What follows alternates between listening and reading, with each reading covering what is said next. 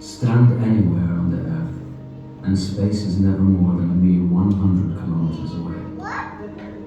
At this distance, you are beyond Earth's atmosphere and are officially an astronaut. 100 kilometers. That's less than some people commute to work each day.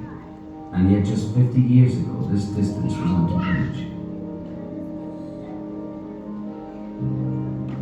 Decades of research and development into spacecraft has allowed us, for the first time in the history of the human race, to leave our planet and explore what is beyond.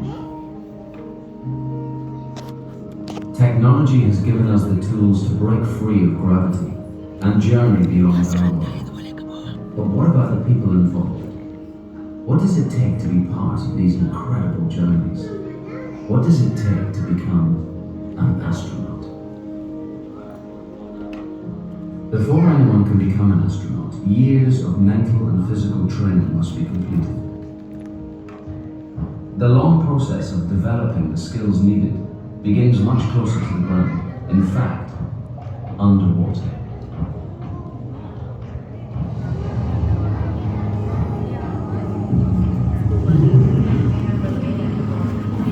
This is a neutral buoyancy training tank, a very deep swimming pool filled with underwater versions of spacecraft and robots. Neutral buoyancy is a state where an object neither sinks or floats. Using a combination of weights and flotation devices, the astronauts are suspended in a kind of underwater weightlessness.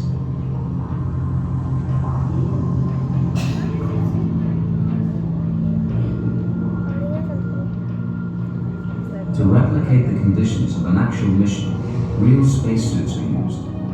Bulky and cumbersome, these suits provide limited mobility and prevent any tactile contact.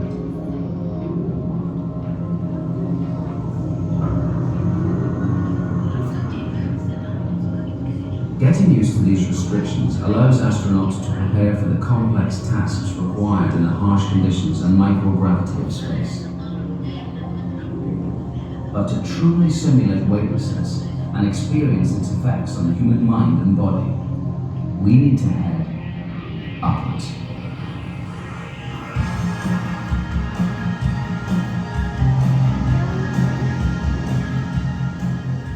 This is the Vomit Comet, as it's affectionately known. To simulate a near-zero gravity environment on Earth, we have to counteract the gravitational forces that keep us on the ground. The Vomit Comet achieves this by climbing to high altitudes and then diving back to Earth in an increasingly steep curve called a parabola. In the midst of this free fall, the aircraft matches the speed at which gravity is trying to force it back down to Earth, and a period of weightlessness is achieved. This is similar to the effect you feel when you drive too quickly over a humpback bridge. Imagine if that brief sensation lasted for 20 seconds instead of 1, and it's not hard to see why the Vomit Comet got its name.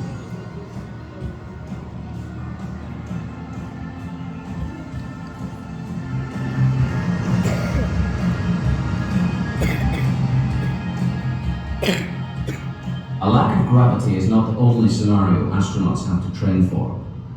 During a launch into space and re-entry, they are subjected to many times the gravitational forces of those here on Earth. Like a huge centrifuge, the capsule on the end of this arm is gradually accelerated up to speed. The faster the arm rotates, the more forces of gravity, or G-forces, are produced. In a typical launch, an astronaut will experience approximately 3 times the amount of gravity that we are used to on Earth. If you have ever been on a roller coaster at an amusement park, you have probably already experienced close to 3G, but only for the briefest of moments. During a launch, astronauts have to endure these forces for 8 crushing minutes. If the G-forces are raised higher, then greater problems can arise. Exposure for more than a few seconds around 6G can cause vision to blur and narrow, and eventually you black out.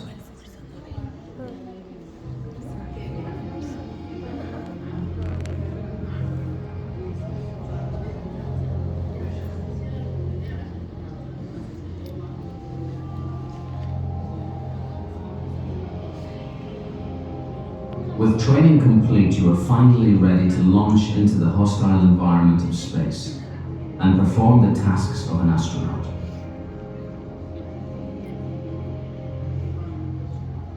With no air to breathe and temperatures that range from freezing to boiling, astronauts must wear specially designed suits that protect them from these extremes.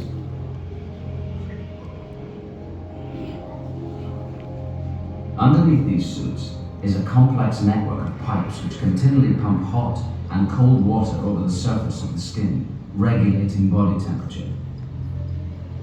The suit also acts as a mini pressure environment that supplies oxygen and protects against the vacuum of space.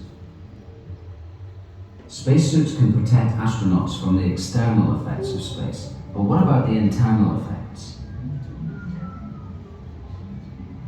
Humans have evolved over millions of years to be best suited to conditions here on Earth. In the sudden absence of gravity, the body starts to adapt. An immediate result of this adaptation is a condition similar to seasickness. Inside the inner ear, there are thousands of little hairs and small crystals called otoliths. Their function is to constantly update the brain as to which way is up. But without gravity, there is no up or down. This confusion between what their eyes see and what their body feels results in almost 2/3 of astronauts being ill. This space nausea can last up to 3 days until the astronauts get their space legs. Also within this time period, the cardiovascular system is affected. On Earth, gravity forces blood to pool in the feet. Without gravity's help, blood and fluids pool in the chest, and this causes the heart to swell and pump slower.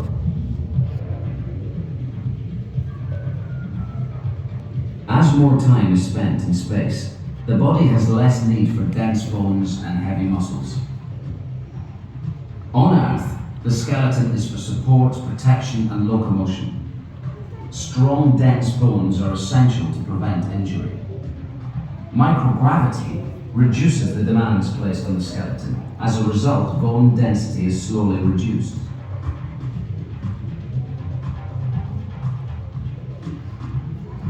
The porous structure of the bone becomes thinner as the calcium literally fizzes away.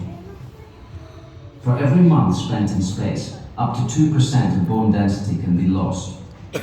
As a result, bones become brittle, similar to the effects of osteoporosis. Muscle loss also occurs in space. Without the need to constantly overcome the forces of gravity, the demands on the muscles are much lower. To combat bone and muscle loss and prevent any long-term effects on return to Earth, astronauts must exercise every day in specially designed space gymnasiums. Microgravity and its effects on the human body aren't the only obstacles to overcome. Greater and more immediate dangers lurk in space.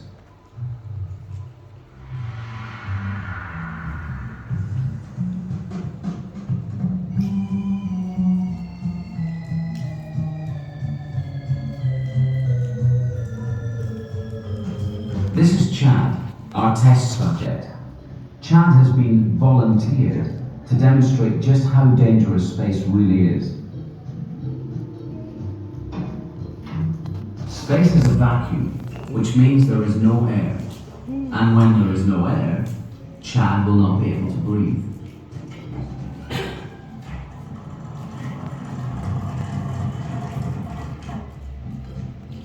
If by some accident Chad is detached from his spacecraft, then he could drift away and never be seen again.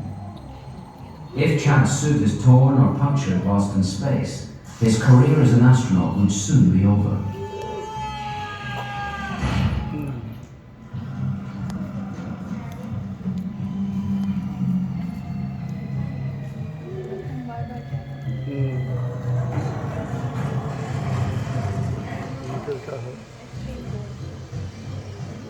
It is incredibly cold in space, around minus 150 degrees Celsius.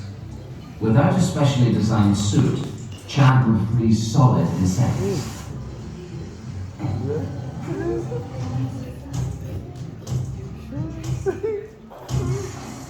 Space is mostly empty. However, there are some objects out there that Chad needs to look out for. Micrometeoroids are tiny rocks speeding through space. They are too small to be detected and difficult to avoid.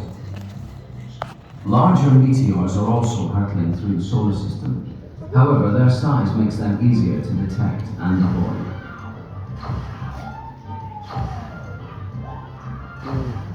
Almost everything that has ever been launched into space is still out there. There are nearly 4 million individual pieces of space junk orbiting the Earth.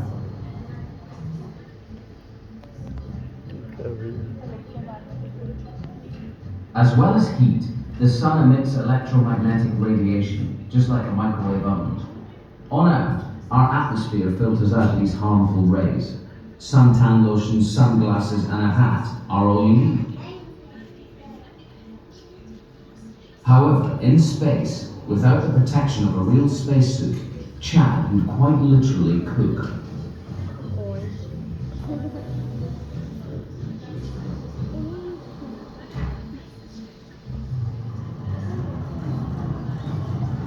A more sinister type of radiation comes from deep space, in the form of cosmic rays. These cannot be avoided or shielded against, and are capable of mutating or destroying DNA.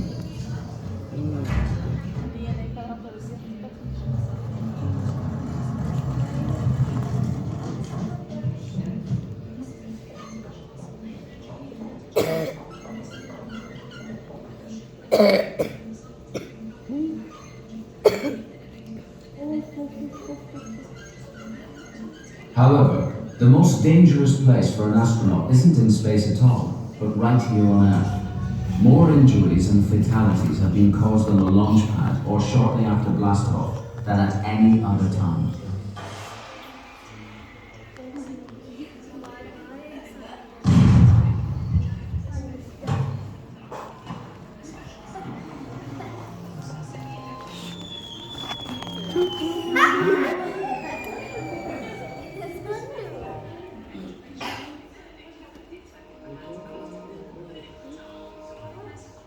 In the beginning of the space age, astronauts spent relatively short periods of time in space.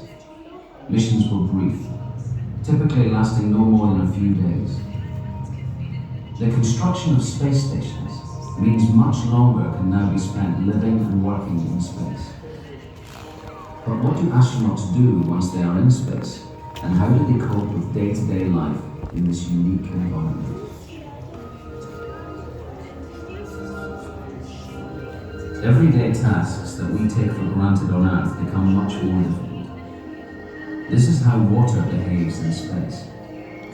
Imagine trying to take a shower or use the toilet when liquids just float away.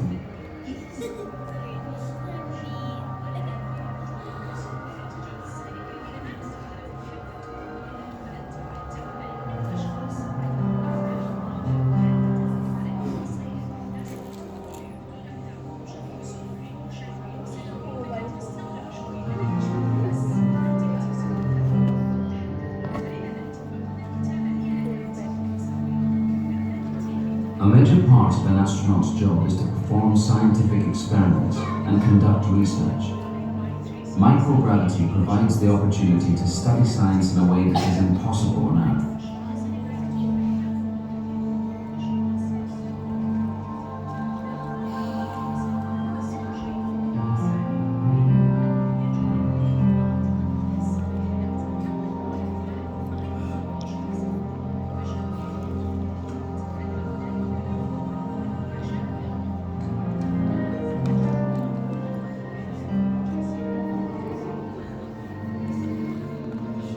Keeping fit is vital for an astronaut's health.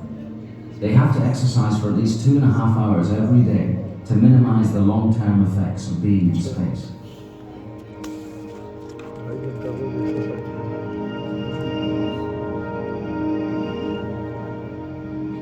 It is essential that regular maintenance and upgrades are performed to preserve the fragile environment of the space station. The smallest problem can very easily become a life-threatening situation.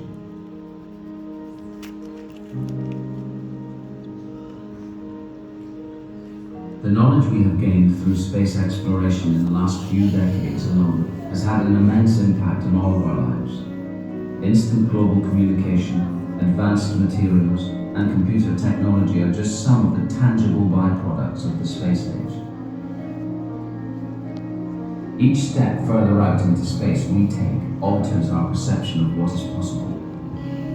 The exploration of space extends across borders and serves to unite us all in a single common goal of discovery.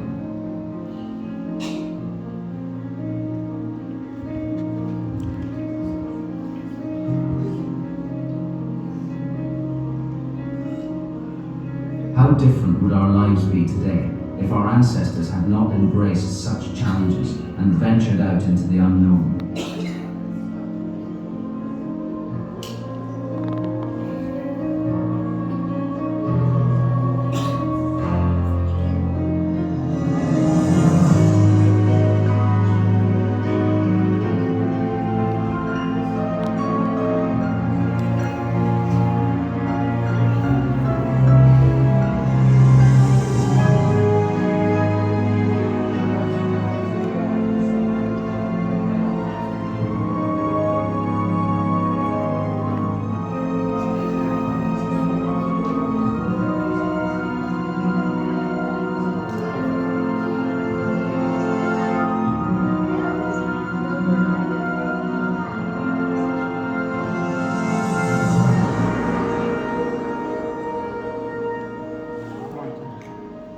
Exploration has always been a dangerous and high-risk enterprise. The passion to explore has driven humankind throughout history to discover new frontiers. With this spirit, explorers have always had a relationship with the stars. They have been their constant companions, always present and unreachable. Once they guided sailors across vast oceans in their search for earthbound new worlds.